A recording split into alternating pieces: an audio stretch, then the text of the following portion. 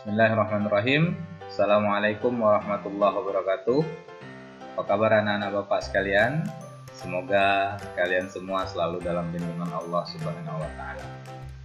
Nah, pembelajaran kita kali ini akan membahas tentang lanjutan dari video sebelumnya, yaitu struktur dan fungsi jaringan pada tumbuhan.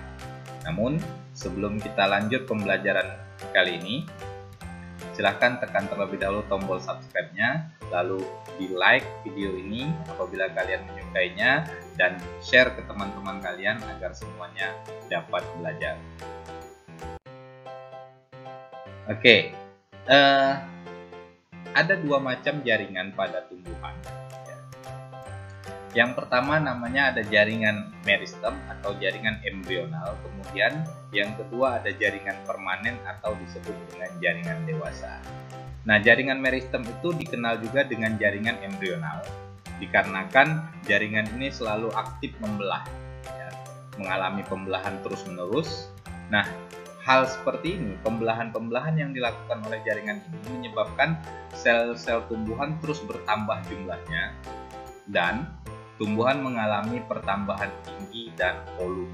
Artinya, tumbuhan itu akan semakin membesar, tumbuh, dan ukurannya semakin membesar dikarenakan aktivitas daripada jaringan embrional tersebut atau jaringan meristem. Nah, ada dua macam jaringan meristem, yaitu ada meristem primer namanya dan meristem sekunder. Meristem primer itu meristem yang terdapat pada tumbuhan yang sel-selnya aktif membelah. Meristem primer pada umumnya terdapat pada ujung batang dan ujung akar. Oleh karena itu, meristem primer menyebabkan pertumbuhan primer pada tumbuhan, yaitu pertumbuhan yang mengakibatkan batang bertambah tinggi dan akar bertambah panjang. Kemudian ada meristem sekunder. Nah, meristem sekunder ini berasal dari sel-sel dewasa yang berubah sifat maksudnya menjadi meristematik kembali. Jadi dia sudah mengalami pendewasaan namun berubah sifat kembali menjadi meristematik atau aktif kembali membelah. Contohnya adalah kambium pembuluh atau kambium vaskular dan kambium gabus atau velogen. Nah, kambium ini merupakan lapisan sel-sel yang terdapat di antara xilem dan floem yang aktif mengalami pembelahan. Nah, akibat daripada pembelahan kambium vaskuler ini, maka ukuran batang itu bertambah besar. Oke, nah kita lihat. Nah, ini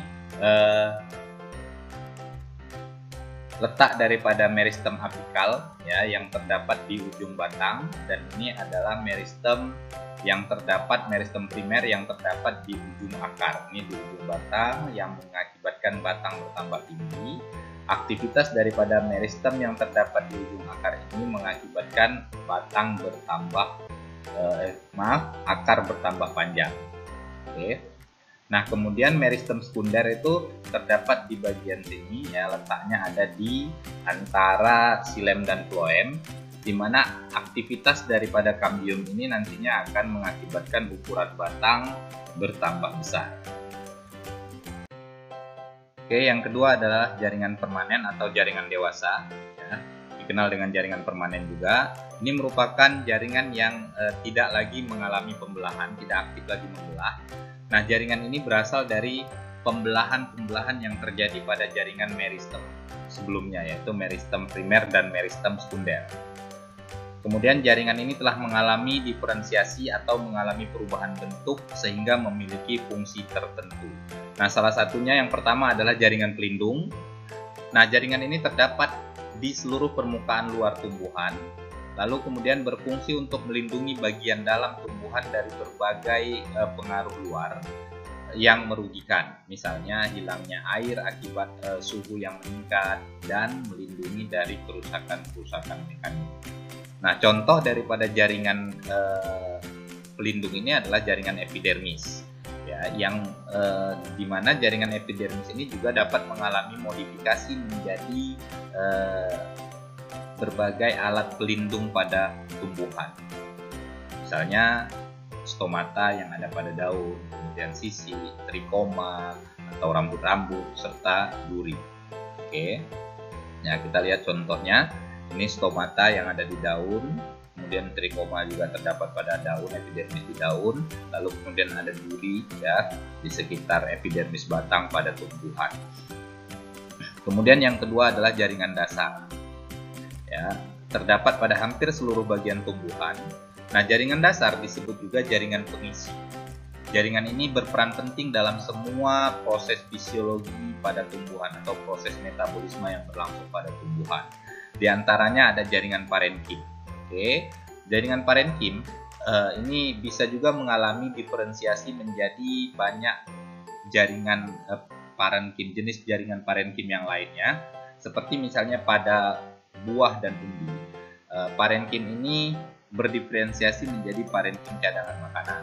Lalu kemudian kalau pada daun, ya, parenkim yang terdapat pada daun itu akan berdiferensiasi menjadi jaringan palisade dan jaringan spons atau jaringan bunga karang yang berperan penting dalam proses fotosintesis. Nah, ini contohnya adalah diferensiasi jaringan parenkim yang terdapat pada daun.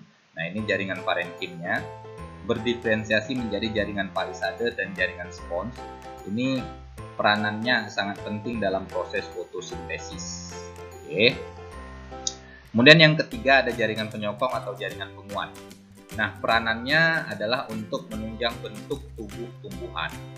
Kemudian memiliki varian, ya, berdasarkan bentuk dan sifatnya itu ada jaringan kolenkim dan ada sklerenkim. Nah, kita lihat apa perbedaan antara kolenkim dan sklerenkim. Kalau kolenkim itu tersusun atas sel-sel yang hidup, sedangkan sklerenkim itu sel-sel yang sudah mati. Kemudian kolenkim itu mengalami penebalan pada bagian sudut dari selulosa, sedangkan sklerenkim itu penebalan dindingnya merata, tidak hanya di bagian sudut dan dari lignin. Kemudian menyokong organ tumbuhan yang masih muda dan tua itu kolenkim. Sedangkan sklerenkim itu letaknya lebih menyokong organ tumbuhan yang dewasa. Lalu kemudian dari segi letak, kolenkim itu dinding sel berada di dinding sel lunak dan elastis ya. Sedangkan letaknya kalau sklerenkim itu letaknya lebih dalam dari kolenkim. Kemudian kolenkim itu disusun oleh serat, sedangkan sklerenkim disusun oleh serat dan sel batu atau sklereid. Lalu kemudian kolenkim itu memiliki bentuk yang cenderung heksagonal, sedangkan sklerenkim itu bentuknya serabut ya, atau acak. Oke, ini dia sklerenkim dan ini gambar ini gambar kolenkim dan ini gambar sklerenkim. Nah, kemudian ada jaringan yang keempat, yaitu jaringan pengangkut atau vaskular. Nah, jaringan pengangkut ada dua macam, yaitu xilem dan floem. Xilem itu peranannya adalah untuk mengangkut air dan zat-zat terlarut di dalam air, maksudnya ya, air dan zat-zat terlarut yang terdapat di dalam air tersebut. Nah, diangkut dari akar menuju ke daun. Itu fungsi daripada xilem. Sedangkan floem itu berperan penting untuk mengangkut hasil-hasil fotosintesis yang berlangsung di daun untuk diedarkan ke seluruh tubuh tumbuhan. Oke, kita bisa lihat ini sel pembuluh xilem yang ini. Oke, sedangkan ini adalah sel pembuluh tapis atau floem. Oke. Nah, kita lihat struktur dan fungsi jaringan pada akar. Pada pembelajaran sebelumnya, kita sudah membahas tentang fungsi-fungsi akar. Di antaranya adalah untuk menempatkan tumbuh-tumbuhan pada tanah, menyerap air dan mineral dari dalam tanah, dan pada beberapa tumbuhan berfungsi untuk menyimpan cadangan makanan. Nah, pertanyaannya, apakah ada keterkaitan antara struktur jaringan penyusun akar dengan fungsi-fungsinya tersebut? Kita akan buktikan. Nah, ini gambar daripada akar. Nah, ini kalau diperbesar seperti ini bentuknya. Jaringan meristem apikal inilah jaringan yang sel-selnya terus membuat akar semakin panjang. Ini terus mengalami pembelahan, maka akar akan semakin bertambah panjang. Sedangkan di bagian bawah ada tudung akar. Tudung akar ini untuk melindungi aktivitas daripada jaringan meristem apikal ini agar ketika menembus lapisan tanah tidak mengalami kerusakan. Nah, sehingga akar yang semakin panjang itu memungkinkan untuk melaksanakan fungsinya, yaitu mengokohkan berdirinya tumbuhan di atas tanah. Oke, jadi struktur yang semakin panjang tersebut sesuai dengan fungsinya, yaitu untuk menambatkan atau mengokohkan berdirinya tumbuhan di atas tanah dengan kuat, ya. Oke. Nah, akar itu tersusun atas epidermis, korteks, dan silinder pusat. Nah, kita lihat bagian dalam daripada akar. Oke. Nah, yang epidermis itu adalah jaringan pelindung tadi yang berada di bagian terluar daripada setiap organ tumbuhan. Oke, sel-sel epidermis memiliki dinding yang tipis sehingga air dan mineral mudah masuk. Pada bagian tertentu, sel-sel epidermis juga mengalami modifikasi menjadi rambut akar yang berfungsi untuk memperluas bidang penyerapan air dan mineral. Kemudian bagian yang kedua, lebih dalam lagi dari epidermis, ada korteks, yaitu tersusun atas jaringan parenkim yang dinding selnya tipis dan tersusun renggang. Korteks ini berfungsi untuk tempat penyimpanan cadangan bagi tumbuhan. Nah, ini tempat menyimpan cadangan bagi tumbuhan adalah bagian korteks ini. Oke, salah satu fungsi akar adalah menyimpan cadangan makanan. Jadi di sini letak cadangan makanan tersimpan di bagian korteks. Kemudian bagian yang ketiga ada endodermis. Ya, tersusun atas satu lapis sel yang membatasi korteks dengan silinder pusat. Pada endodermis terdapat bentukan seperti pita yang disebut pita Kaspari. Oke, kita lihat. Nah, ini pita Kaspari, ya. Oke. Nah, pita Kaspari itu berfungsi untuk mengatur jalannya mineral yang diserap oleh akar agar menuju ke silinder pusat. Jadi dengan adanya pita Kaspari ini, jadi mobilitas daripada air, ya, mineral, air dan mineral yang diserap oleh akar itu bisa masuk menuju ke silinder pusat. Jadi diatur dia oleh pita Kaspari.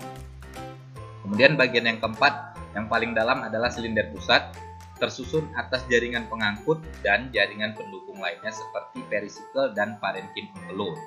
Sel-sel perisikel berfungsi untuk membentuk cabang akar. Oke, sel-sel perisikel yang terdapat di lapisan paling dalam, yaitu di silinder pusat, ini bagian paling dalam. Nah, itu struktur daripada akar. Sekarang kita lihat struktur dan fungsi jaringan pada batang. Oke, jaringan ini jaringan-jaringan yang membentuk batang. Oke. Nah, batang itu memiliki jaringan epidermis, korteks, dan berkas pengangkut. Oke, kita lihat satu persatu. Yang pertama epidermis, yaitu bagian terluar batang yang masih muda tersusun atas jaringan epidermis. Pada batang tumbuhan dikotil yang sudah dewasa, epidermis akan rusak dan digantikan oleh peridem atau jaringan gabus. Kemudian yang kedua ada korteks, pada batang juga tersusun atas jaringan parenkim. Pada beberapa tumbuhan seperti tebu, kentang, dan rimpang bumi, di daerah korteks inilah cadangan makanan disimpan. Jadi di bagian korteks, ya, ini di bagian korteks. Kemudian ini korteks, ya, nih. Nah, disinilah tersimpan cadangan makanan. Kemudian berkas pengangkut. Ya, pada batang merupakan kelanjutan berkas pengangkut pada akar. Melalui berkas pengangkut ini, air dan mineral yang diserap akar diteruskan oleh berkas pengangkut pada batang untuk menuju daun. Jadi xilem dan floem yang terdapat pada akar itu akan diteruskan oleh xilem dan floem pada batang. Jadi menyambung deh antara berkas pengangkut yang ada pada akar dengan berkas pengangkut yang terdapat pada batang. Nah, pada batang dikotil, berkas pengangkut tersusun dalam lingkaran. Oke, seperti ini. Sedangkan pada batang monokotil, berkas pengangkut tersebar. Nah, dia tersebar. Berkas pengangkutnya itu tersebar. Oke, lalu kemudian antara xilem dan floem, Nah, pada berkas pengangkut itu terdapat kambium vaskular. Inilah tadi kambium yang berada di antara xilem dan floem yang mengakibatkan ukuran batang bertambah besar. Oke. Nah, kemudian struktur dan fungsi jaringan pada daun. Oke, kita lihat. Pada permukaan atas dan bawah daun terdapat jaringan yang disebut epidermis. Jadi jaringan epidermis itu ada pada seluruh bagian tumbuhan yang letaknya berada di bagian terluar daripada organ-organ tersebut. Nah, jaringan ini berfungsi melindungi jaringan di dalam daun. Jadi ini jaringan epidermis bawah, ini epidermis atas, ya, berperan untuk melindungi jaringan yang ada di dalamnya.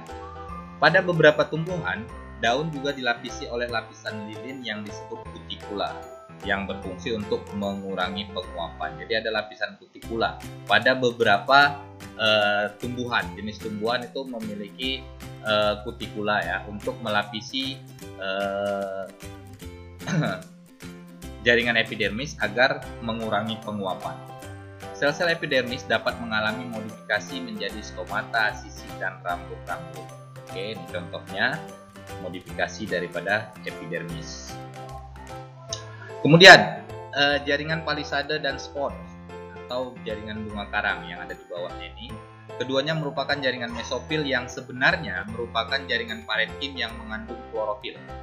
Di dalam jaringan mesofil inilah terjadi proses fotosintesis. Nah, pada tumbuhan monokotil, mesofil tidak berdiferensiasi menjadi jaringan palisade dan jaringan bunga karang, tetapi tersusun atas sel-sel parenkim yang mengandung klorofil yang memiliki ukuran seragam. Di dalam daun juga terdapat jaringan xilem yang membawa air dan mineral dari batang dan jaringan floem yang berfungsi membawa hasil fotosintesis dari daun untuk diedarkan ke seluruh bagian tubuh tumbuhan. Jadi mulai dari paling luar itu ada epidermis atas, epidermis bawah, kemudian terdapat jaringan mesofil ya, yaitu parenkim palisade dan parenkim spons. Kemudian terdapat juga berkas pengangkut yaitu xilem dan floem. Nah, itu struktur dan fungsi jaringan pada daun. Oke. Terima kasih. Mungkin itu saja pembelajaran kita kali ini. Tetap semangat anak-anak Bapak. Billahi taufik wal hidayah. Assalamualaikum warahmatullahi wabarakatuh.